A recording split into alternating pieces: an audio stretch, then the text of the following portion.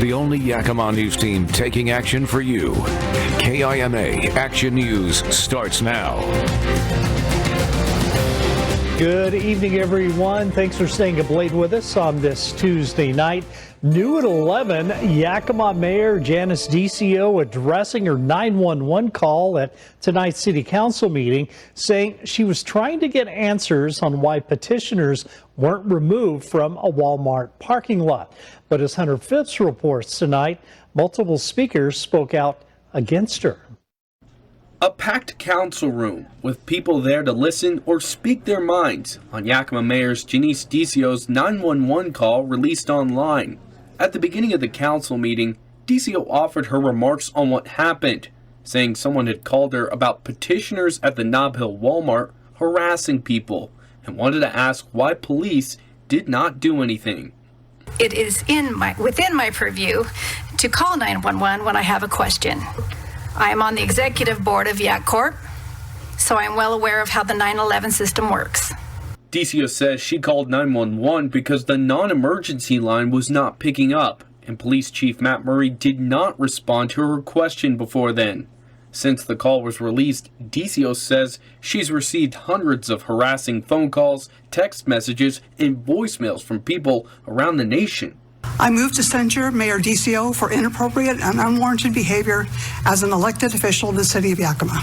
That motion came right after DCO's remarks. What does it say to our community when an elected mayor calls emergency services because she feels threatened by a citizen who is exercising his or her constitutional rights?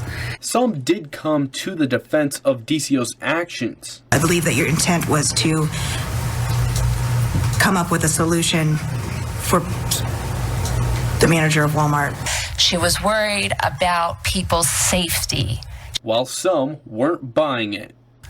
Janice, you're lying. Calling 911 because you claim you didn't know the nuances of the First Amendment just isn't plausible.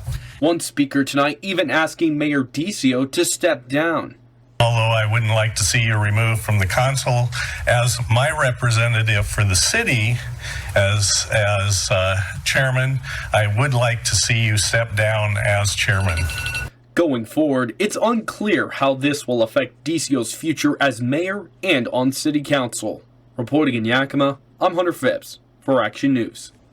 And that motion to censure Mayor DCO was voted on tonight, but the motion failed 4-3. Council members Patricia Byers, Holly Cousins, and Matt Brown all voted in favor.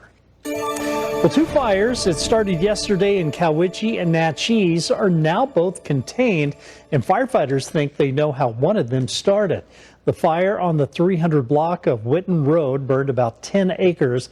At the same time, another blaze broke out off of Highway 12 near Natchez, which burned around 5 acres. While investigators don't know how the Whitten Road fire started, they do have a good idea how the fire near Natchez started. It appears that it was set by a brake pad or part of a brake shoe that came off a vehicle on Highway 12. It landed in the middle of the road and it was super hot, and a vehicle must have run over it, broke it, and then the chunks went on both sides of the road and ignited the grasses.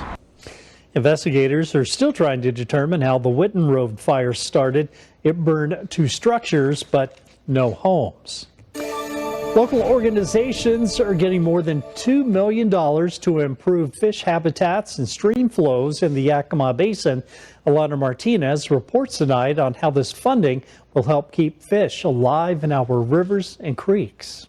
Yakima is a hot spot for trout fishing in the state, but some fish are on the verge of extinction, and bringing those numbers back seems to be an upstream battle. It's challenging, yeah. Over the last few years, conservation officials say they've been down to pretty low runs for steelhead. We figure once we would have had in the 10 to 50,000 steelhead throughout the Yakima Basin. They got down to where there were less than 500 coming back. Part of that is due to what's going on in the ocean and Columbia River, but the other issues are right here in our basin. A Officials say many steelhead and Chinook swim upstream in the Natchez River here behind me, and it's specifically great for summer Chinook spawning. Thanks to previous funding, they've been able to do a lot of restoration work here, but it takes multiple steps to sustain fish year after year. So in a good year, we see the steelhead able to use a lot of the habitat we've restored, but these bad years really challenge us, and they make us say, okay, what do we need to be doing to make sure that we can hang on to these fish? The answer is projects like the 5 that are being funded this year. The Washington Salmon Recovery Funding Board has just awarded over $2 million to local organizations to work on improving habitat conditions, creating cool water refuge, and restoring floodplains in the basin in Yakima, Benton, and Kittitas counties. All of these projects are strategically chosen to help rebuild the number of fish in our streams by 2 different committees. One comprised of biologists, hydrologists, and other experts that look at the best benefits for fish, and the other one made up of community members looking at what our local economy can support. It's been really neat to be able to bring local communities into that planning piece and then see the work actually get funded and happen on the ground. Well, some challenges for the Yakima Valley trolley right now. The trolley's been around since 1910. Challenges include a wire that was stolen years ago and a bridge that hasn't had a safety check. But the biggest issue is very few people to drive the trolleys. We don't have enough motormen to drive the trolleys on the weekends here in the summer. When I first joined, we had about 9 motormen. We're down to 2 local motormen, me and one other fellow.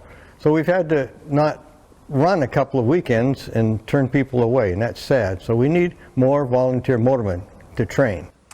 Fournier says if you would like to volunteer to be a motorman, you can visit their website, and we have a link to it at KIMA-TV.com. A new study on litter led by the Department of Ecology shows a troubling amount of debris on Washington roadways. In the study, litter was collected from 182 random locations in the state. Leaders say statewide they found over 37 million pounds of litter on roadways, which is significantly more than other states. It equals out to about 8,000 individual pieces of debris along each mile.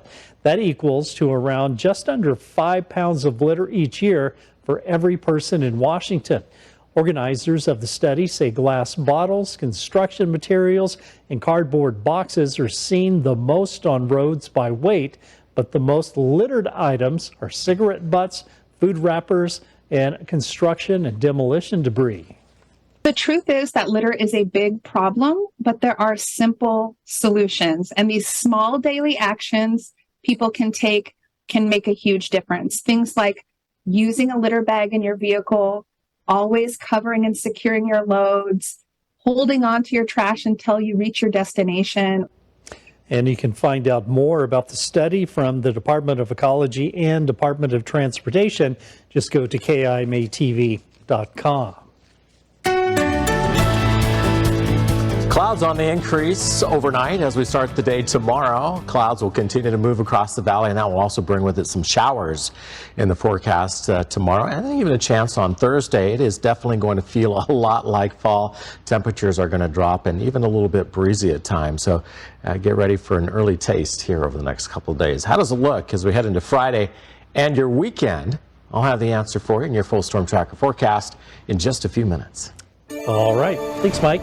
As we head into cold and flu season this year, the Department of Health is launching a new online dashboard to track respiratory illnesses across the state. The chart allows folks to track statistics for COVID-19, the flu, and RSV.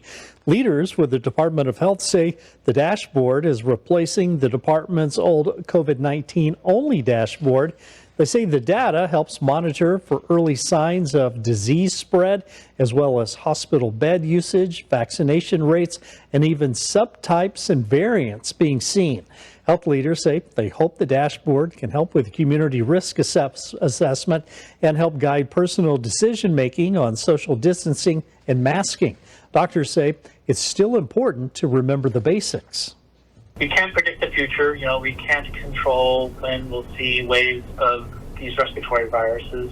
But there are a lot of things within our control that we can do, such as getting up to date on vaccines, especially for COVID-19 and influenza.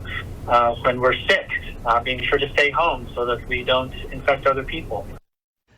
And you can find out more from the Washington Department of Health by going to KIMA-TV.com. Well, just in time for peak cold, flu, and allergy season, the FDA has announced that some of the over-the-counter medications we've been buying to treat certain symptoms don't work. Medical reporter Liz Bonus shares what you can use instead. The FDA's non-prescription drug advisory committee reports certain over-the-counter medications don't appear to work for congestion. The ingredient in question in these medications in pill form is called phenylephrine. Up until now, it's been used in products such as Benadryl Allergy Plus Congestion, Sudafed PE, and Vicks Sinex, to name a few. It's also been used in some liquid and spray decongestants, but that form is not part of what's being reevaluated. What it comes down to with these medications is that when the FDA reviewed decades of studies of this ingredient in the oral form, when tested on congestion, they found that it wasn't more effective than placebo.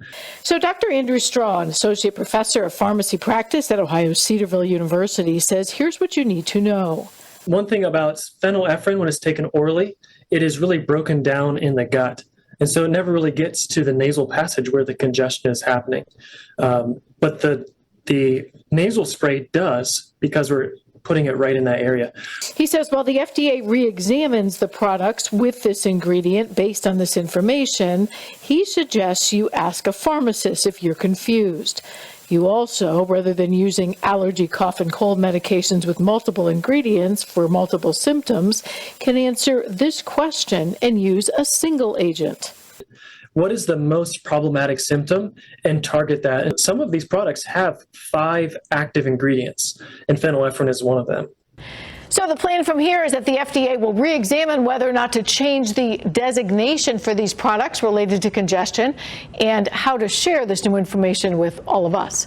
I'm medical reporter Liz Bonus. Back to you. The United Auto Workers strike is emerging as a flashpoint in the 2024 race. Coming up, we'll tell you how the 2 leading presidential candidates are trying to win over workers. But right after the break, your storm tracker forecast. Don't go. Good evening and welcome back to KMA Action News. If you thought it felt like fall today, wait till the next couple of days. It's really going to feel like fall with the next weather maker moving in, bringing cloudy conditions and a chance of showers throughout the day into our Wednesday. 10 o'clock tomorrow morning, temperatures in the mid-50s by the afternoon. Daytime highs only expected to be into the mid-60s range, and that's going to keep us about 10 degrees below our seasonal average for this time of year. You couple that with some breezy conditions and some showers at times, it's definitely going to give the fall feels for the next couple of days at least. We get a nice ridge on Friday that will warm us up a little bit to heading into the weekend. First weekend of fall will be overall fairly pleasant, but overall notably cooler as we move forward. Our satellite radar showing the leading edge of the next weather maker just off the coast of Washington. This is already moving in up across the Cascades tonight, bringing showers along with it. Tomorrow morning we'll wake up to cloudy conditions as this front moves in and across eastern Oregon throughout the day tomorrow, and this will provide showers very likely for us. How much rain can we expect? Not a lot, maybe 1/10 of an inch or less. Areas to the east will be favored for heavier amounts, from 1/10 possibly up to 1/4 of an inch up along northeast Oregon and extreme southeast Washington and up along the Palouse. This is where we're going to see the heavier concentration of rain, but we're going to get some of that rain in the valley as well, and most notably it is going to be a cooler day with some breezy conditions, definitely bringing with it a fall feel. We're also going to notice some wraparound moisture coming up out of southern Idaho, extending into Thursday. That will give us a renewed chance of some showers again Thursday morning, Thursday afternoon, before a brief ridge of high pressure builds for us late Thursday and into Friday.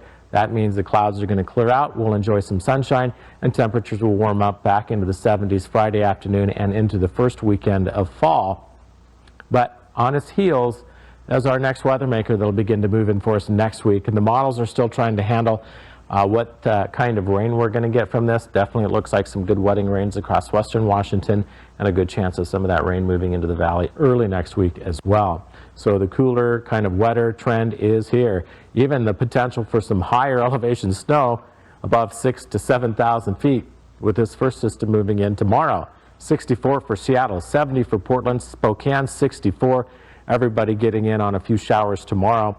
With lows tonight in the mid-40s, it will be a cool night with temperatures only in the mid-60s for a cool afternoon, and showers on top of all of that will keep the winds a little breezy, especially on Thursday, but we do rebound temperature-wise a few degrees by Friday.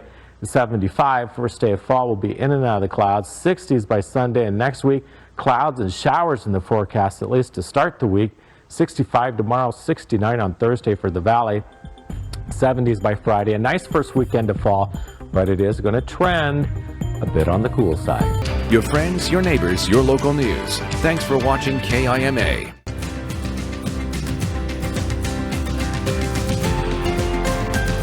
Candidates in the 2024 presidential race are setting their sights on the Midwest as striking United Auto Workers, who have proven to be a valuable group of voters in past elections.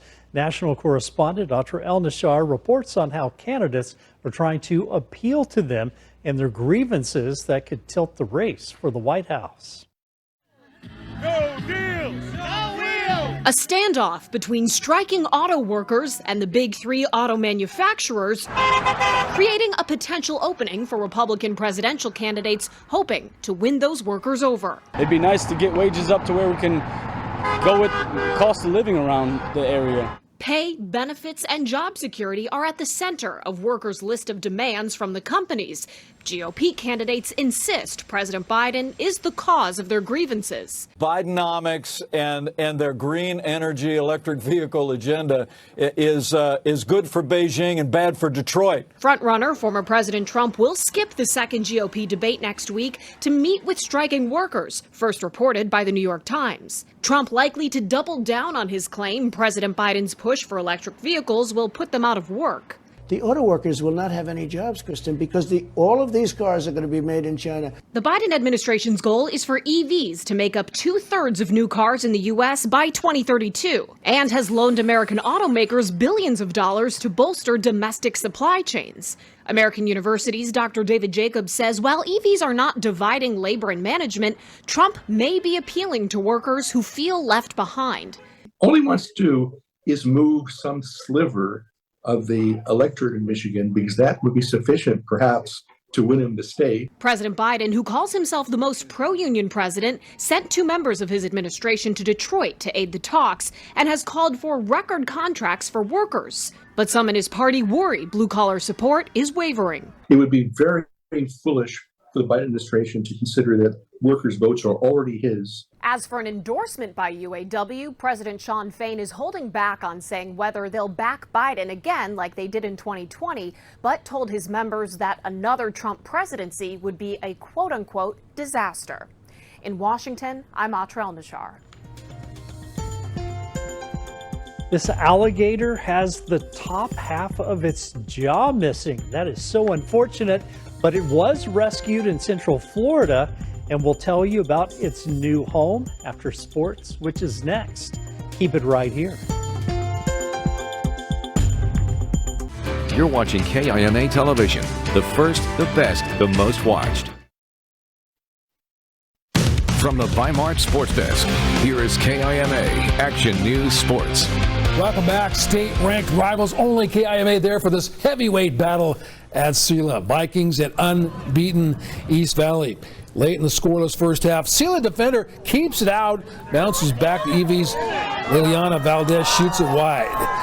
Second half, yellow card in the box sets up Sela with a great chance to take the lead, but Adley Franklin's penalty kick is blocked by Red Devil keeper Kate Ketchum. Rebound to Adley. Kate keeps it out again. Still nils, Evie driving deep, but the Vikings put up the stop sign on attacking Shanna Mellick. 0-0, final minutes of the match, and East Valley converts. Lily Byers settles and shoots it into the back corner of the net. The only goal of the night. Great battle. Red Devils on top in the end. It is going to go right down to the wire for the Mariners, and we love it.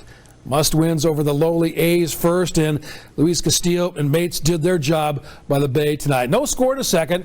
Jared Kelenic drops it in the grass. RBI single, 1-0. The M's would never trail. How about Jared with a glove? Outstanding catch to keep Oakland on a leash. J.P. Crawford and crew played in 4 in the 7th to put this one on ice for Seattle. Texas won tonight, but Houston lost. So the Mariners and Rangers tied, just a half game out of first place. The student athletes are so excited, can't wait to christen their new sports home. It's just about ready. This is how construction of the new gym at St. Joseph Marquette School in Yakima looked a few months ago. It's closer to completion, set to host the first volleyball matches of the fall and b-ball in the cold months. Funding from so many generous sources, including donations from the Parker Youth and Sports Foundation. Name an organization in the Valley such as First Tee. Parker Youth is often among the first to step up and help. The list goes on and on. Pegasus Project, Zilla Youth Baseball, Sunnyside Parks and Rec, and Monday Morning Quarterbacks Club with its volunteers who put in so many hours making visiting teams and coaches feel at home during Sundome State tournaments. Parker granted more than $60,000 for sports programs and scholarships last year, supporting 150 local youth organizations since Parker Youth and Sports was founded 2 decades ago. Way to go.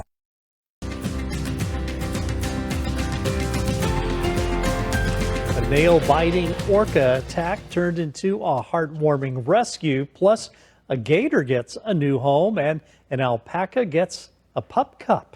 Here's Cole Higgins with tonight's Take a Look at This. It's a nerve-wracking, caught-on-camera moment turned into an extraordinary rescue tale. A pod of orcas preying on a mother otter and her pup in Homer, Alaska. Sucking up water. An Alaska Sea Life Center wildlife response team member witnessed the incident while on a fishing trip with friends and sprang into action. Once it was clear the mother otter was not resurfacing and the orcas weren't returning for the pup, Natalie Hunter was able to get the newborn otter out of the water into the Alaska Sea Life Center, where staff noticed this pup had a fresh umbilical cord, confirming the fuzzy patient was just a day or even hours old. Because northern sea otter pups get constant care and attention from their mothers until about 6 months of age, this adorable girl is under 24/7 care. From fur to scales, this alligator with the top half of its jaw missing was rescued after wandering around in Central Florida, and now she has a new home. The reptile is under the care of the team at Gatorland, Florida, where she will get to eat in what team members say is a stress-free environment and a paradise for gators. Gatorland is asking for help naming the grinning gator. May we suggest Chomp, Jaws, or maybe just Allie? And finally, yes, I'd like a pup for my alpaca, please. Thank you. This pair of pals surprised baristas at a Starbucks drive-thru in River Falls, Wisconsin. Video of Oliver the alpaca's adventure to the coffee shop has millions of views on TikTok. His owner, Carrie Harding, says she's using the attention to help educate the public about the woolly animals. For Take a Look at This, I'm Cole Higgins. All right, clear skies at this hour. Overnight lows will drop down to 40s for Yakima, low 50s for the Tri-Cities. And then as we wake up tomorrow, the clouds will start to move in as the next weather maker makes its way across central Washington and the basin tomorrow. More important to know will be the cooler temperatures. It is going to feel like fall, no question. Mid-60s for Yakima. Showers likely. I don't know that we'll see a lot of measurable rain here in Yakima. Areas favored further to the east into the Tri-Cities. And Walla Walla will see a better chance of some of that measurable rain. But we'll watch it and see if that slows down or stalls a little bit. We could get some good beneficial rain. Outside of that, it clears out on Friday for 70s through the weekend as we head into the first day of fall. First official day of fall arrives on Saturday. Interesting how just a few days ago we were in the low 90s. Yeah. Now it's like highs in the total 60s. 360. Yeah, I know. Yeah. All right. Thanks for joining us. Have a great night. Good night.